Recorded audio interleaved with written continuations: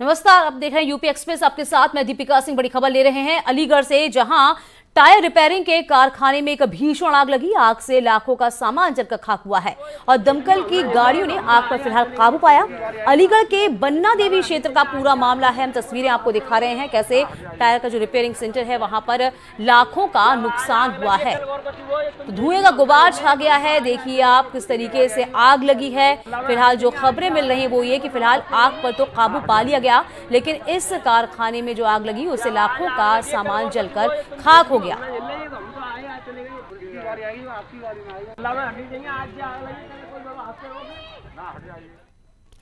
कानपुर में देर रात मामूली विवाद में दबंगों ने एक झोपड़ी में आग लगा दी है। विवाद खेत में मवेशी घुसने से शुरू हुआ था। इसके बाद दो पक्षों में झगड़ा हुआ। इसमें दबंग पक्ष ने झोपड़ी में आग लगा डाली। घटना शिवराजपुर थाना इलाके के राधर गांव की है।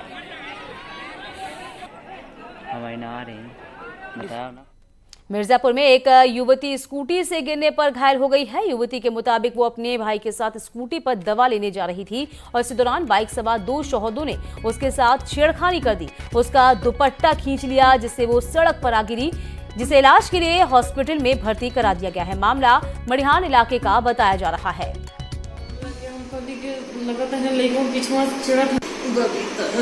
कहाँ गए तुम्हारा? कहाँ जा रहे थे? राजगढ़ मिर्जापुर से दवाई लेते। कहाँ हुआ, क्या हुआ था बताओगे क्या? लड़का उन्होंने ले गिरी, पहले पीछे से खोदे ना तो भैया हमार कहला के हम कभी के लगता है लड़कों पीछे चिड़त है सो मैं तो डाटे से गई तो एक नहीं आया होता तो मैं दुपट्टो खींच दे ना सब पीछे से बस गई ज़्यादा नहीं हो। मैनपुरी में एक लेखपाल का घूस लेते हुए वीडियो वायरल हो रहा है, जिसमें लेखपाल खतौनी नहीं सही करने के नाम पर 20,000 रुपए की रिश्वत की मांग कर रहा है। लेखपाल का नाम अमित कुमार बताया जा रहा है। वहां वीडियो आपको बता दें, उसे संज्ञान मिलने के बाद एसडीएम ने लेखपाल को फिलहाल सस्पेंड किया।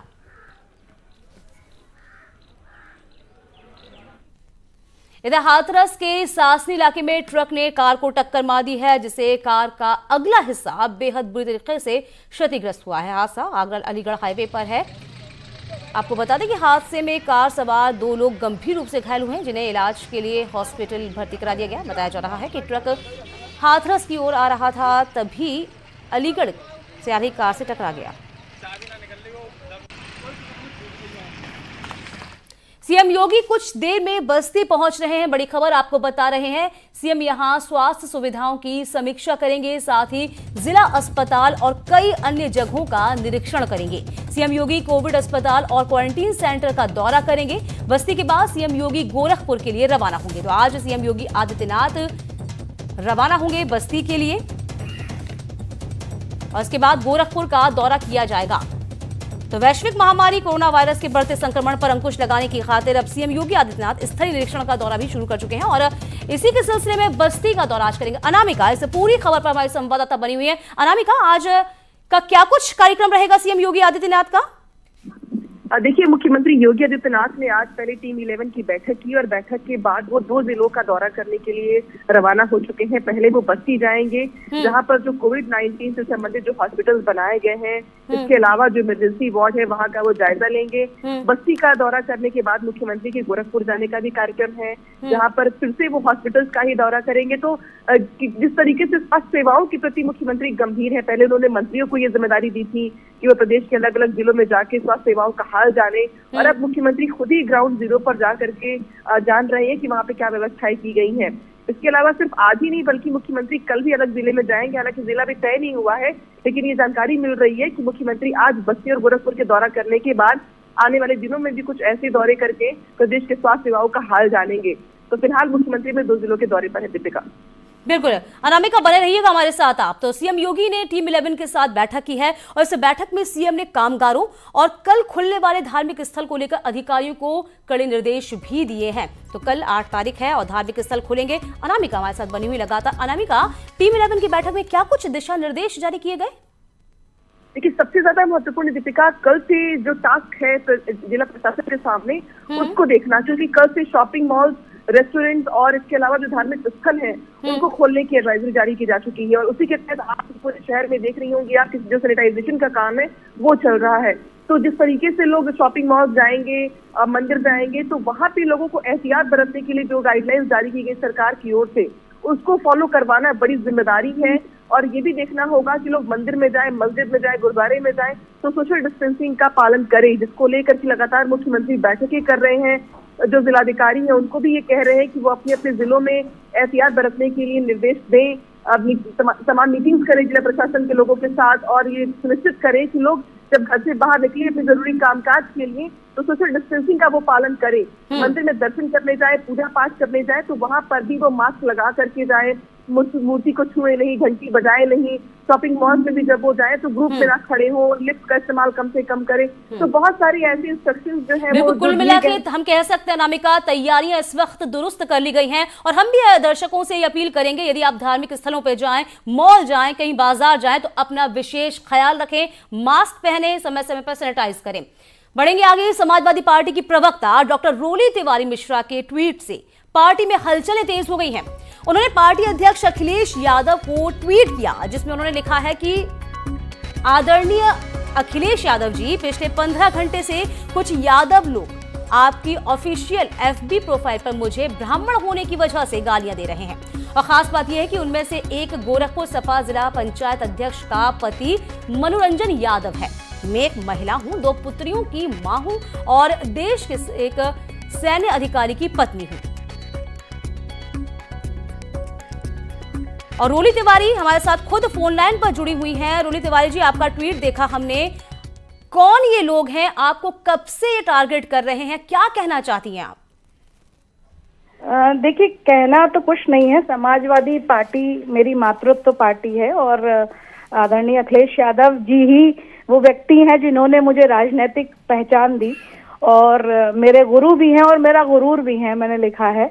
बेसिकली क्या है कि पिछले 6-8 महीने से ऐसा लग रहा था कि ब्राह्मण होने के नाते बार बार टारगेट किया जा रहा था और इसकी मैंने सूचना हाईकमान को दी थी कि कहीं भी अगर आप कोई टिप्पणी करते हैं तो ब्राह्मण होने के नाते एक बड़ा कोई यादव समुदाय है, या तो ये फेक आईडीज हैं या विपक्ष ने कुछ ऐसी आईडीज बना रखी हैं जिनमें उन्होंने यादव लिख रखा है या क्या है। लेकिन आपका चरित्र हनन करना वो लोग शुरू कर देते हैं। खैर, मुद्दा ये नहीं था। इससे पहले भी कोई जाटम महिला है जिसने मेरे बारे में लेकर के अभद्र टिप्पणी की और मैं अपने पिता का और अपने पति का सरनेम लगाती हूँ। मैं एक सैन्य अधिकारी की पत्नी भी हूँ। उसने अभद्र टिप्पणियां की। लेकिन जिस तरीके से हमने आपका ट्विटर अकाउंट देखा है, कल आपने ट्वीट किया और लगभग 24 घंटे का वक्त होने को आ रहा है, क्या कोई कार्रवाई अभी तक हुई है? एक्चुअली जब ये ट्वीट आया, मैं आपको इसके बारे में बता देती हूँ कि पर्यावरण दिवस पर आदरणीय राष्ट्रीय अध्यक्ष जी ने परिजात का वृक्ष लगाया। आप चाहें तो अभी उस लिंक पर जा सकते हो और अभी भी वो हजारों गालियां मेरे लिए पड़ी हुई हैं। तो वो परिजात के वृक्ष पर, क्योंकि परिजात का वृक्ष दैवीय वृक्ष होता है, कल्पतरु कहते हैं, हिंदी मैथोलॉजी में उसका बड़ा अपना महत्व है। तो मैंने सिर्फ एक ये लिखा कि आप परिजात के वृक्ष हैं आदरणीय। तो ये एक अपने आप में एक बहुत ही सुंदर उपमा थी। उसके बाद जब उस पर टिप्पणियां आनी शुरू हुई, मैं वो शब्द यहाँ पर नहीं कह सकती क्योंकि मैं 2 बेटियों की माँ हूँ और मेरी बेटी भी बड़ी है, सोशल मीडिया देखती हैं, तो मुझे रंडी और मुझे तरह तरह की ऐसी चीजें कही गई। और मुझे इस बात तिवारी जी, हम आपसे रिक्वेस्ट करेंगे इस तरह के शब्दों का इस्तेमाल ना करें आप। लेकिन हाँ, हमें भी इस बात का, यदि इस तरह की कोई बात है, इस तरह कोई ट्वीट आपको मिल रहा है तो बेहद ये खेदजनक है। तो आप कहीं ना कहीं ये कहना चाहती हैं कि समाजवादी पार्टी में कुछ ऐसे तत्व मौजूद हैं जो जातिवाद फैला रहे हैं, क्या मानते हैं? सबसे बड़ी बात और दुखद बात ये है कि ये जो ट्वीट किए गए, इन ट्वीट में मनोरंजन यादव जो कि जिला पंचायत अध्यक्ष गोरखपुर का है, उनका पति है और वो समाजवादी पार्टी से है और वो इस तरीके की अश्लील भाषा शैली का प्रयोग, जिसका कि मैं कल्पना नहीं कर सकती हूँ क्योंकि खुद आदरणीय राष्ट्रीय अध्यक्ष अखिलेश यादव जी ने। रोली जी, आप बने रहिए मेरे साथ सपा नेता मेजर आशीष चतुर्वेदी भी जुड़ चुके हैं। मेजर जी, यहाँ पर आपकी ही प्रवक्ता है समाजवादी पार्टी रोली तिवारी, उन्होंने एक गंभीर आरोप लगाए हैं। उन्होंने साफ तौर पे कहा है चूंकि वो ब्राह्मण है, इसकी वजह से उनको फेसबुक पर या सोशल साइट्स पर भद्दी भद्दी गालियां दी जा रही हैं, क्या कहेंगे आप? दीपिका जी, बहुत ही दुखद है ये जो भी घटनाक्रम अभी सामने आया है।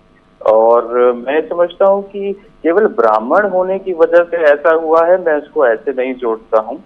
हाँ, मैं ये जरूर मानता हूँ कि जो उन लोगों ने किया है, जिसने भी गलत तरीके की टिप्पणी की है, तो वो बहुत ही गलत है, शर्मनाक है। और मैं आशा करता हूँ कि अखिलेश जी जो हमारे राष्ट्रीय अध्यक्ष हैं पार्टी के, वो उनके मेजर जी, रोली जी मेरे साथ बनी हुई हैं यहाँ पर। रोली जी, आप आवाज सुन पा रही हैं मेजर जी की?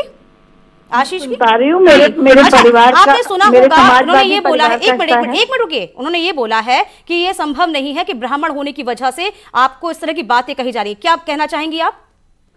देखिए, इसमें जिन लोगों ने गाली दी, अब्यूज किया, उसके बाद लगातार मैंने उसी टाइम जिस समय मुझे मेरे संज्ञान में आया, क्योंकि हम लोग अमूमन बहुत सारे सोशल साइट के प्लेटफॉर्म्स पे जुड़े हैं और जो राष्ट्रीय अध्यक्ष जी का ट्वीट आता है उसको हम लाइक और शेयर भी करते हैं पार्टी के एक चेहरा होने के नाते। तो मुझे बाद में काफी सारे ब्राह्मण संगठनों का फोन आना शुरू हो गया कि आपको इस तरीके से गाली दी जा रही है। सबसे बड़ी बात है कि सरनेम को लेकर के गाली दी जा रही थी कि तू मिश्रा है, तू तिवारी है, और उसमें ये पूछा जा रहा था कि मेरी माँ ने 2 पुरुषों के साथ संभोग किया। चलिए आशीष चतुर्वेदी बने हुए हमारे साथ। आशीष जी, आपने सुना रोली जी को, उन्होंने साफ तौर पे कहा है कि क्या कुछ उनको कहा जा रहा है और किस लिए कहा जा रहा है, ये साफ उन्होंने कर दिया है। तो मैं क्या मानूं इसको कि समाजवादी पार्टी में कुछ ऐसे लोग मौजूद हैं जो जातिवाद फैला रहे हैं, जो कि साफ तौर पर रोली जी बोल रही हैं कि गोरखपुर सपा जिला पंचायत अध्यक्ष मनोरंजन यादव हैं, कोट किया है उन्होंने इसको। क्या कहेंगे, कार्रवाई होनी चाहिए? बिल्कुल, निश्चित रूप से आप देखेंगे कि कार्रवाई होगी और जल्द कार्रवाई होगी। आप निश्चिंत रहें इस बात से, जरूर कार्रवाई होगी। ऐसे लोगों की समाजवादी पार्टी में कोई जगह नहीं है जो इस तरीके की बदतमीजी करें किसी भी प्लेटफॉर्म पे, सोशल मीडिया पे या सामने किसी भी तौर पे। बिल्कुल ऐसे लोगों की समाजवादी पार्टी में कोई जगह नहीं है। इनको जल्द से जल्द जो है समाजवादी पार्टी से बाहर किया जाएगा। एक मिनट रुकिए, आशीष जी कुछ कहना चाहती रोली जी? हाँ बोलिए रोली जी। मैं यहाँ पर एक बात कहना चाहती हूँ कि जब मैंने अपने हाईकमान को सूचित किया तो आदरणीय राष्ट्रीय अध्यक्ष जी के संज्ञान में मामला आया और वो काफी नाराज है इस विषय को लेकर के कि ऐसे उनकी किसी महिला के ऊपर ऐसे कैसे टिप्पणी कर सकती है। यहाँ तक कि डिम्पल मैडम ने भी संज्ञान लिया है और निश्चित तौर पर कोई कार्रवाई की मैं उम्मीद कर रही हूँ। हालांकि 48 घंटे बीत चुके हैं। मैं वही कह रही हूँ आपसे, मेरा भी सवाल वही है रोली जी कि 48 घंटे बीत गए हैं। लेकिन एक जो सूचना आई है कि उसने वो गालियां हटाने के बाद उस व्यक्ति ने जो वहाँ के जिला पंचायत जो जिला के लोगों ने बात की, तो उन्होंने बताया कि वो व्यक्ति ये कह रहा है कि मुझे पता नहीं था कि ये तिवारी मिश्रा लगा समझ करके मैं इनको गाली दे रहा था, मुझे ये पता नहीं था कि ये सपा की हैं। तो ये अपने आप में फिर एक बात होती है कि अगर मान लीजिए कोई महिला है, चाहे वो किसी भी पार्टी की होती है, चाहे वो कांग्रेस की होती है, बीजेपी की होती है, जाहिर सी बात है, इसमें कुछ कहने वाली बात ही नहीं है कि समाजवादी पार्टी की है या कोई दूसरी महिला है। कोई भी सोशल साइट पे किसी भी महिला को इस तरीके से अभद्र भाषा का इस्तेमाल नहीं कर सकता है। बहुत शुक्रिया आशीष जी और रोली जी, हम भी यही चाहेंगे यदि कुछ ऐसा है तो जल्द से जल्द कार्रवाई होना बेहद जरूरी है। चलिए बढ़ेंगे आगे। राम मंदिर निर्माण समिति के अध्यक्ष नपेंद्र मिश्रा और ट्रस्ट के महासचिव चंपत राय की अहम मुलाकात कल दिल्ली में हुई। चंपत राय ने अयोध्या में राम मंदिर निर्माण संबंधी कार्यों की विस्तृत जानकारी नपेंद्र मिश्रा को दी है। लॉकडाउन के बाद अब मंदिर निर्माण में तेजी से काम होगा।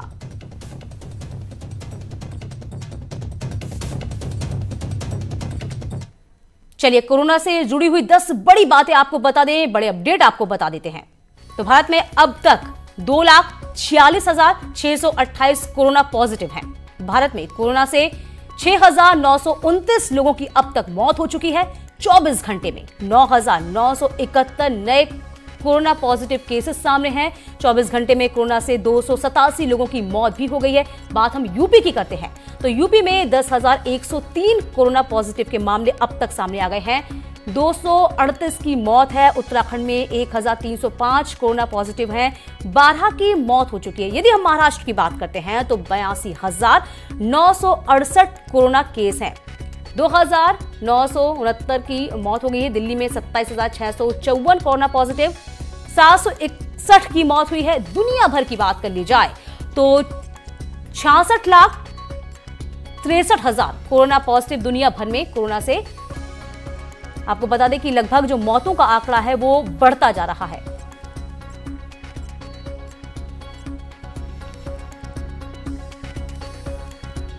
और कल से देश भर में धार्मिक स्थल खोले जाने हैं, लिहाजा मंदिरों में साफ सफाई की व्यवस्था पूरी की जा रही है। सहारनपुर के प्रसिद्ध हनुमान मंदिर में सैनिटाइजर किया जा रहा है। घंटाघर चौराहे पर हनुमान जी का मंदिर है, इसको खोलने से पहले नगर निगम के कर्मचारी सैनिटाइजिंग कर रहे हैं। उधर सीतापुर में भी मंदिरों को सैनिटाइज किया जा रहा है। शक्तिपीठ ललिता देवी मंदिर के कपाट कल खुल जाएंगे, इसको लेकर गाइडलाइन का पालन कराया जाएगा। मंदिर में प्रसाद चढ़ाने पर पाबंदी रहेगी, तो श्रद्धालु 2 मीटर की दूरी से ही माता के दर्शन कर सकेंगे। नाथ नगरी के नाम से मशहूर बरेली में भी मंदिरों को खोलने की तैयारी शुरू हो गई है। प्राचीन अलकनाथ मंदिर को भी सैनिटाइजेशन किया जा रहा है। कल से मंदिर के कपाट खुलने हैं। ऐसे में एक बार में 5 भक्त ही मंदिर के भीतर दाखिल हो पाएंगे और एक एक कर जलाभिषेक कर सकेंगे। रुहेलखंड में अलकनाथ मंदिर की एक अलग ही मान्यता है। यहाँ पर दूर दूर से श्रद्धालु आकर भगवान भोलेनाथ का दर्शन करते हैं।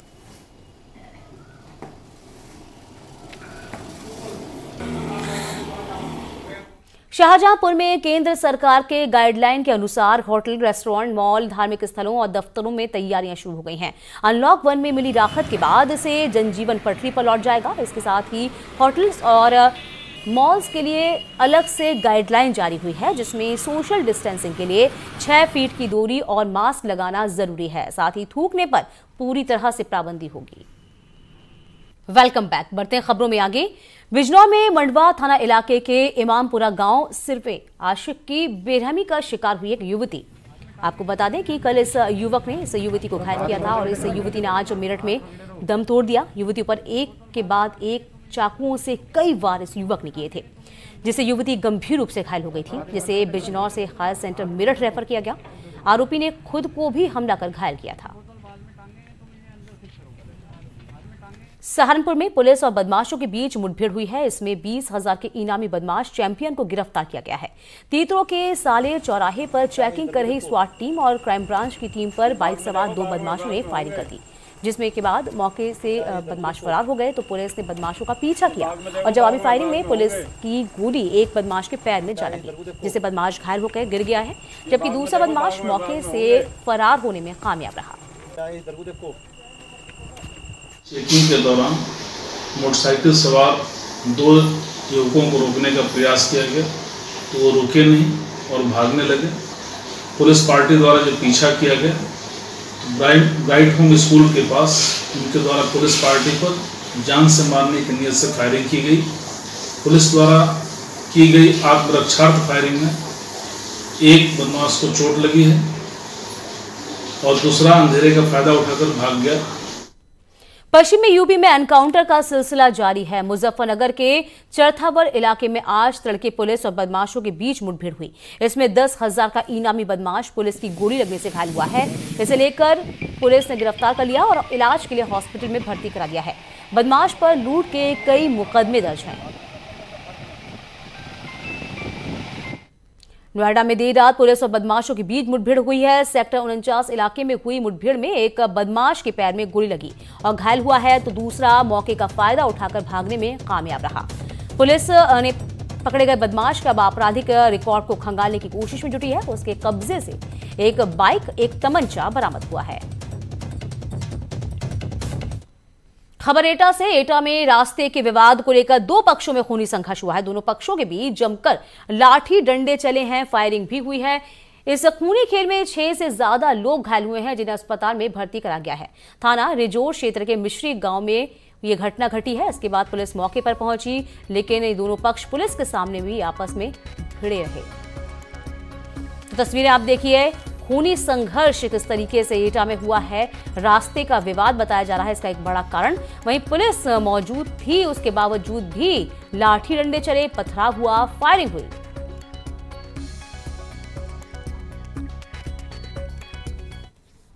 अमरोहा में एक युवक की घर में घुसकर हत्या की गई है, जिससे इलाके में दहशत का माहौल है। बताया जा रहा है कि आपसी विवाद में युवक को गोली मार दी गई।